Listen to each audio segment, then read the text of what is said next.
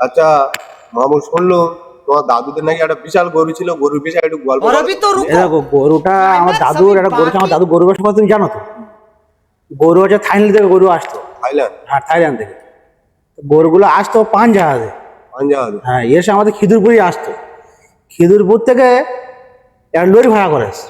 Lorry ভাড়া করে সেই গরু নিয়ে যাবে বলে আর দাদু আর লোকজন খুঁজে। এবার সে গরু তো তুলতে পারছে না, সে পাঞ্জাবে ধরবে না, এত বড় পাঞ্জাবে ধরেছে, পাঞ্জাবে ওপরে রেখেছিল, ওই জন্য ধরেছে। সে উটের 4 ডবল বিশাল গরু। বিশাল গরু। তো সেই গরুটা নিয়ে বাড়ি গেছে। বাড়ি গেলে এবার দেখে গোল বানাতে হবে। এবার যখন নিয়ে গেছে তখন এই বসার সময় নয়, খরচ সময়। নিয়ে এবার গরু গিয়ে বাড়ি রেখেছে, গোল করতে হবে, একটা গোল তৈরি করেছে।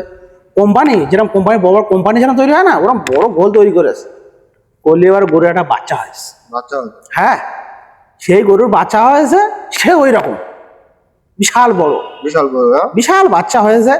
আর সেই বাচ্চাটা, গরুর বাচ্চাটা দুধ দিত, পুরো পাড়ার লোক খেত, পালালো? পুরো পাড়ার লোক। আর ঘোল তৈরি করে ঢোসাটা বিক্রি করতো। তুমি যে গল্পটা আমাদেরকে জিজ্ঞেস করে বলে দেবে। আর ঘোল তৈরি বিক্রি আমার দাদু বিক্রি করতো ঢোসাহাটে ঘোল। তাহলে তোমাদের গ্রামের সেরা গরু ছিল। বিশাল গরু, সেই গরু বিশাল গরু। এবার সেই গরু এবার দুধ এবার সামনে গরুর লোক খেয়ে হয় না, তিলবির লোক খায়। তিলবির লোক খেয়ে হয় না, সামনে বাগচির লোক খায়। সব জায়গার লোক খায় কম বেশি। চন্দ্রশতেরও লোক আসে মাঝে সাথে, বলতে আমাদের গরু নাই বিশাল দুধ হয়, ওরাও নিয়ে যায় দুধ। তো সেই দুধ বিক্রি করে করে করে করে করে করে আমার দাদু 1 বিঘা জায়গা কিনেছে। এখনকার সময় 1 বিঘা জায়গা কিনেছে। গরুর দুধই কি বলবো তোমার, পুরো পাড়ার লোক তো খেতো খেতো। ওখান থেকে আর হয় না, গোটাবার ধরেস, গোটাবার ওই গয়লা আসতো, দুধ দুই নিয়ে চলে যেত। তাহলে বিশাল গরু ছিল। বিশাল গরু।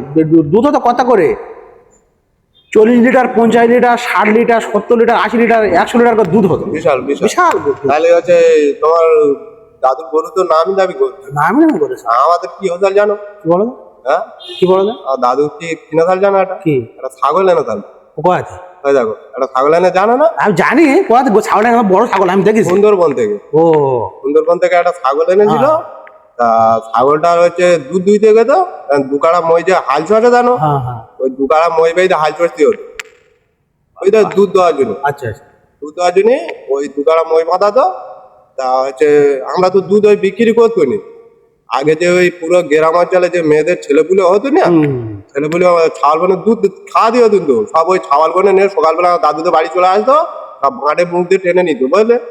সব ছাওয়ালা তো ওইভাবে মানুষ করে দিত, সব আমাদের ছাগলের দুধ খেয়ে মানুষ তো। তাহলে ওই চিন্তা করো ছাগলটা কিরকম। তার বড় ছাগল দেন।